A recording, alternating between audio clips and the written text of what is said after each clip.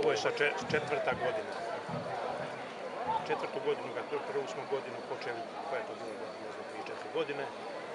Ne znam čija inicijativa bila dobra inicijativa, zamolili me, znadem li to, svoje znanje prenio i pokušamo sad to da realizujemo već četvrta godina, uspješno. A zašto baš Bik?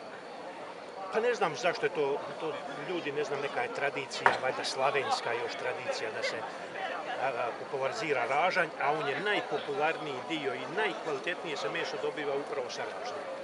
Koliko je vremena potrebno da se... Pa zavisno od veličine bika i zavisno od temperature, dnevne temperature, ako je toplo vrijeme kraće, ali ne manje od 12 sati. I onda se on kako se vanjski dio peče, tako se seče, soli se i onda se priprema za serviranje. I drugi se dio nastavlja da se peče. Je li ukus posebni? Pa mislim da nema ništa ukusnije što bik sa ražnja. Dobro je jagnje, dobro je prase, ali bik je nešto, em je atraktivan, em je ukusan. Osobito ako je dobro uhranjen, ako je mlad i to prvo sečenje je poseban ukus. Koliko ga ljudi vole? Koliko se ljudima dopada?